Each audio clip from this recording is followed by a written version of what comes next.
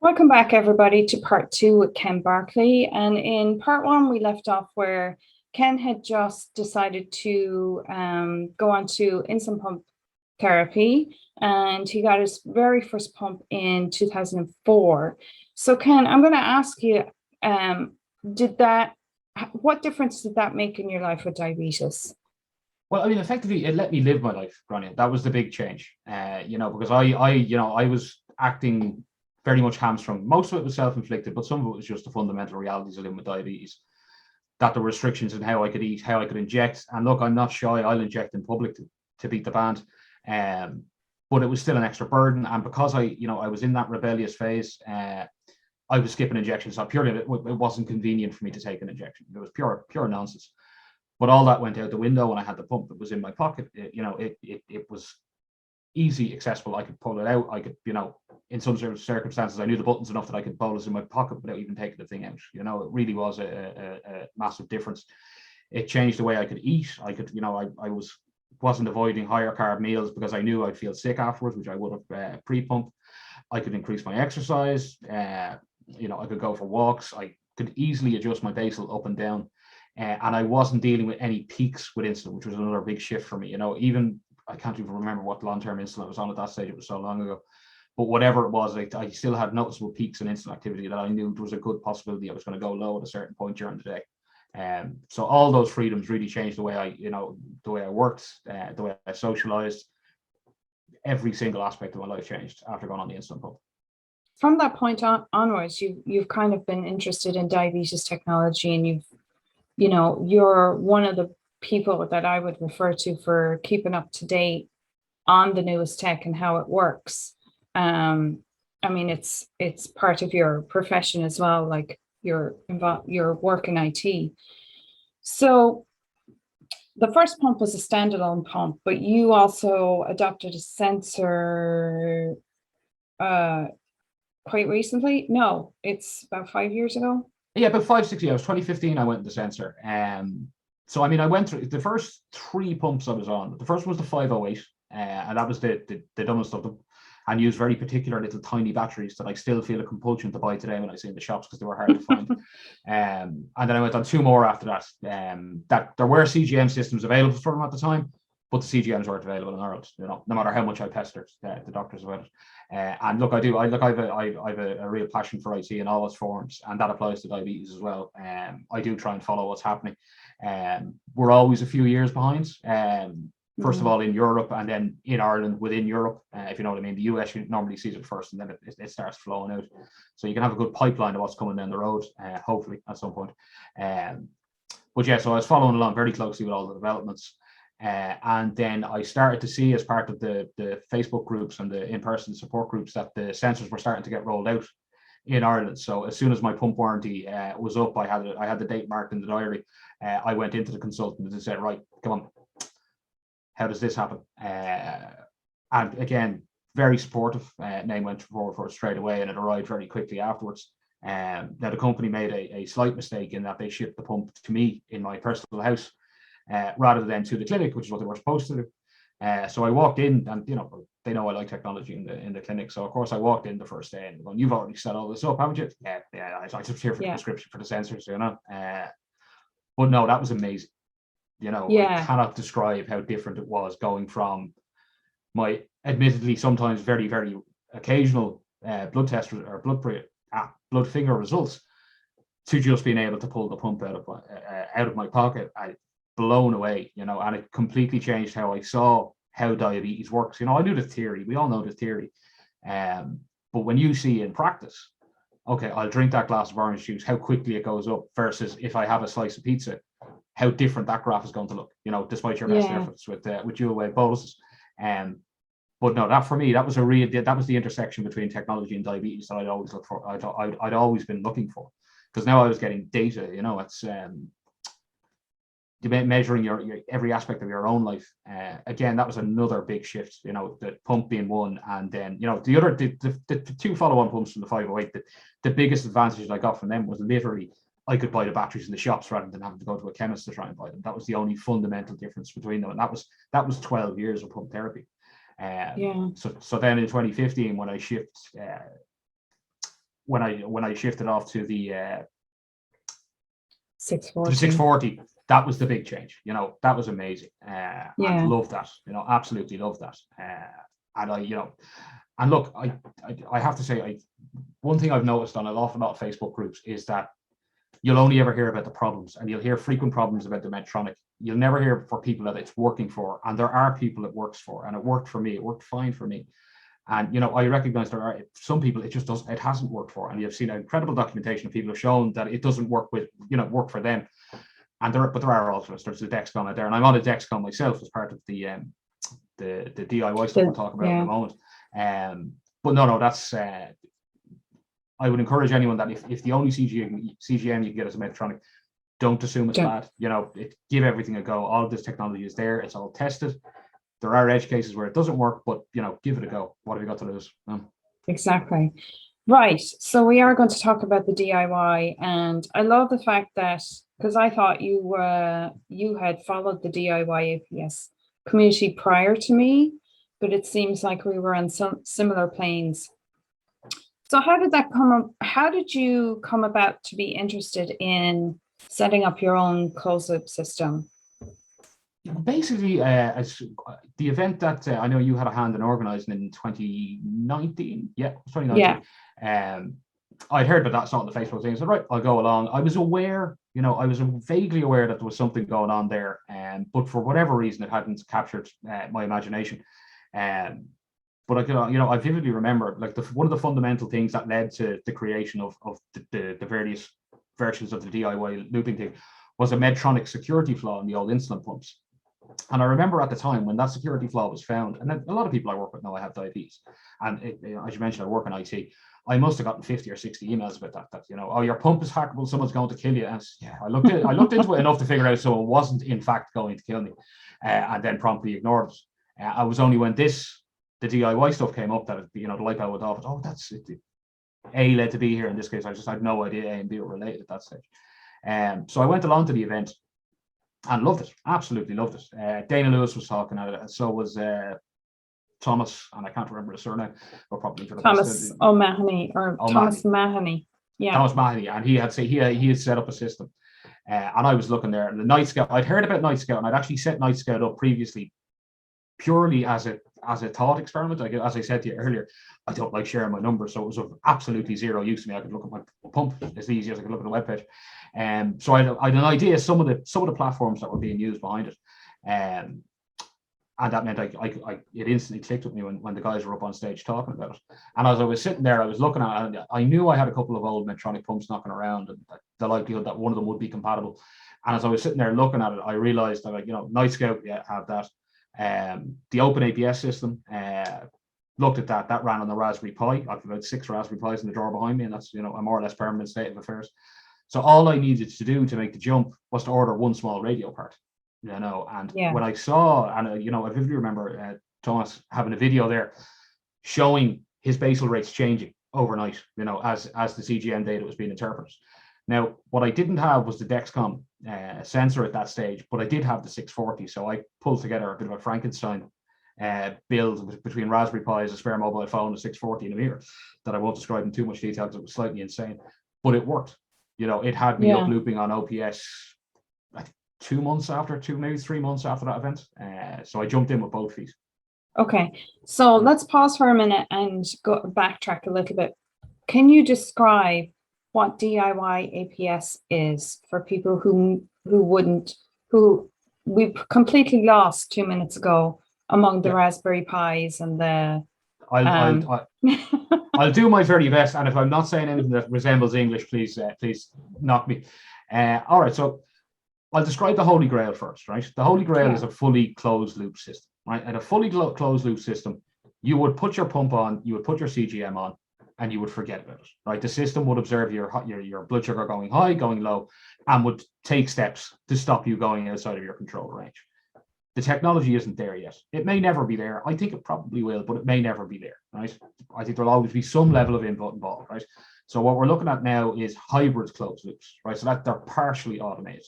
They will take certain decisions for you based on information that you provide or actions that you take in order to keep your blood glucose more or less on an even keel, right?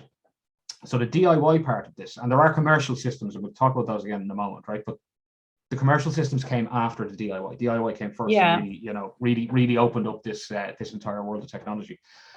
So basically, using that security flaw I mentioned earlier, but basically with that in place, there was a way for you to get your computer to talk to your insulin pump, right? In the simplest possible terms. And once your computer could talk to your insulin pump, it could give it commands, right? So that's great. That's one level of automation. You could, in theory, use your computer or phone or whatever, your device, to control your insulin pump. But we also have CGMs. So now the computer can talk to your CGM.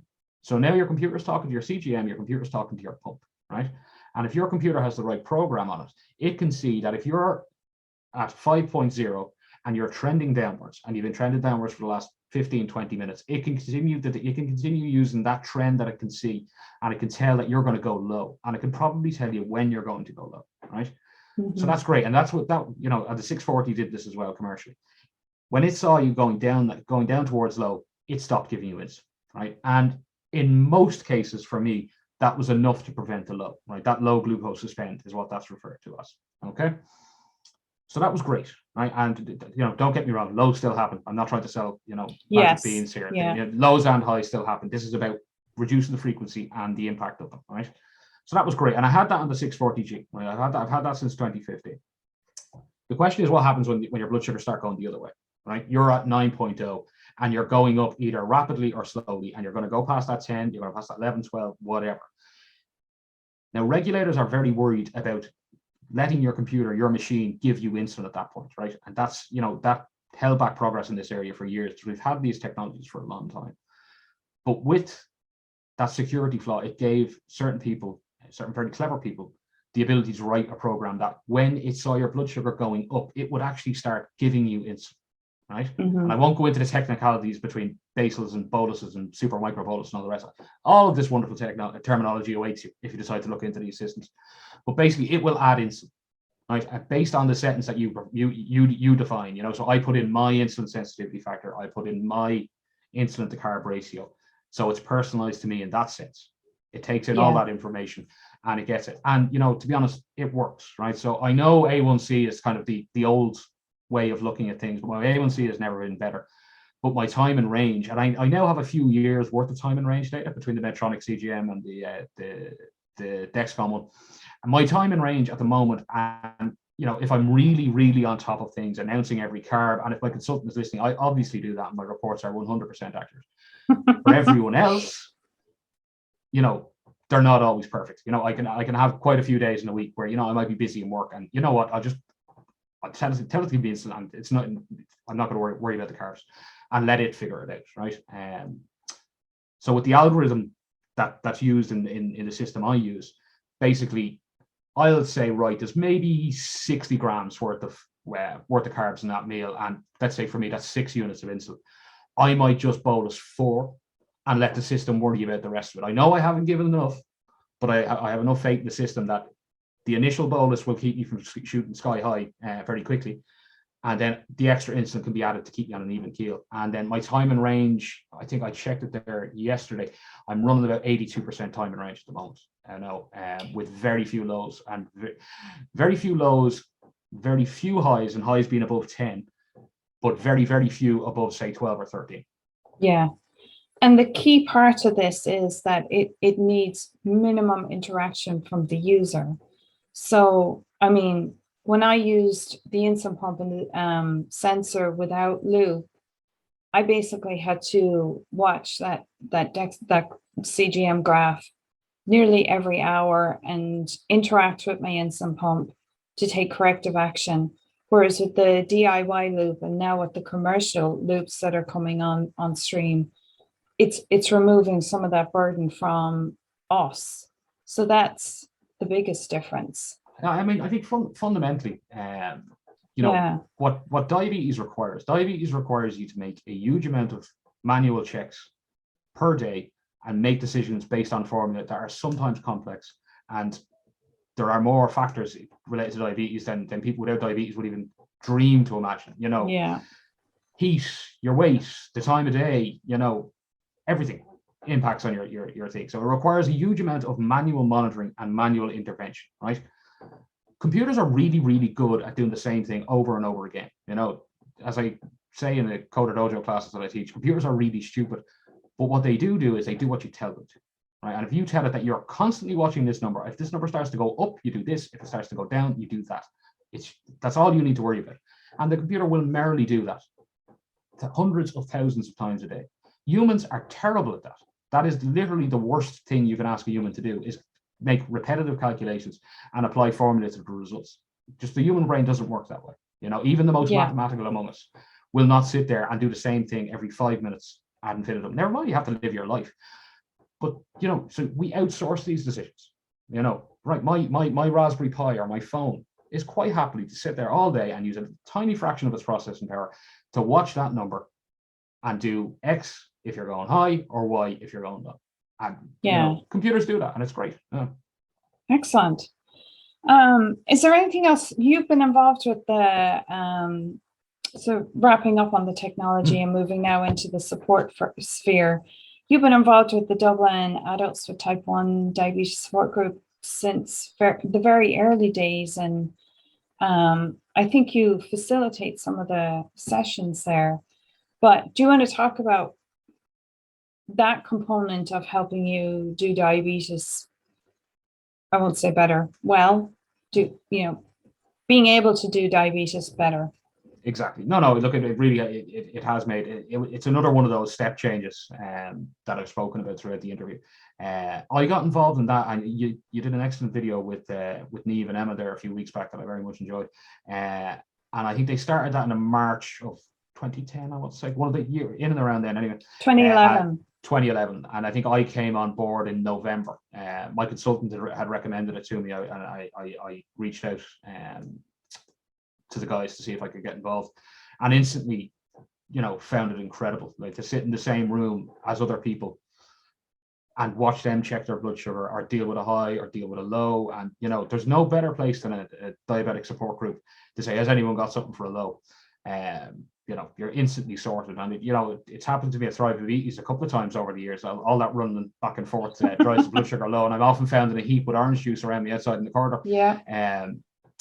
But no, it was amazing. And to hear other people's experiences, and oh yeah, that happens to you too. And yeah, you know, tips of how do you deal with the consultant? How do you deal with the nurse? You know, all the tiny little things that you do, you learn in a group like that. And you see it on Facebook groups as well. But I'm a big fan of face-to-face, in person where possible. But look, in the last year, we've successfully moved it all online, and it's working really well. We've had quite a few people join who we've never physically met, but really have gotten stuck in. And you can see the support going back and forth, you know. And even in our last couple of meetings, we've had a couple of people along who've only been diagnosed in recent months, which I think is just fantastic to get access to other people that early in your journey, you know. And I'm always pains to explain, particularly to newer people, we can't tell you how much insulin to take. That's not how it works. You need to figure this out yourself. But even hearing that is a lesson for some people, that yes, everyone is different, because some people get it into their heads that a unit of insulin does this for every single person, when, you know, nothing could be further from the truth. One unit of insulin will do something differently for me in the morning than in the evening, you know, as you know well. But that's been incredible. And I mean, you know, I was after a year or two, I really started noticing the difference, that when I'd rock into the clinic in Salah, suddenly I knew people, multiple people, you know, and I've no doubt we irritated a lot of people, but conversation would instantly strike up. And, you know, that 3 or 4 hours you might be spending waiting to see the various medical professionals, you're catching up, you know. And look, I've made real, you know, and lifelong friends through the group and through the Irish diabetes community, that I absolutely value, you know, and who I can turn to, you know, outside of group meetings when, you know, things are just crap. You know, when you wake up and your Dexcom is showing your blood sugar has gone sky high overnight because your insulin pump pulls out. You know, there are people you can send a photo and send it, and, you know, instantly get back at, oh yeah, I don't like that either. That's, yeah, I know that feeling. But that's, you know, that's amazing, you know, and I'd encourage anyone who can get involved in a support group to do so. It's, even for a cynic like me, it really is heartwarming, and I really get a lot of those meetings, you know. I get quite emotional about it on our Christmas drinks nights, you know. No. I can imagine. Emotional, crying into your beer. Exactly. And I want to point out that because we shifted everything, all the support online, it means there's none of this distance barriers. Like no matter where you live in the country, you're welcome to join any one of the groups. And I know Limerick and Dublin and Clare, like we haven't been meeting in Limerick and Clare, we haven't been meeting as often as you guys. You guys are the reliables, but definitely reach out and get in touch. No, look, it's been amazing for me, and just to take the public opportunity to thank both Niamh and Emma for setting that group up. It's certainly changed my life for the better, and I'm far from the only one in that position. Oh, I think that'd be lovely for them to hear. I must make a note to send I have to occasionally be nice to them, Yes. Listen, Ken, we have gone way over our 15-minute time allotments. We're heading towards 20 minutes. Oh, so gosh. Thank you very, very much for making so much time to do this interview. And I firmly believe that everybody will enjoy it and learn something from you. So thanks a million. Oh, thanks for having me, Ronnie. I hope it's of some use. I'm sorry for talking so much.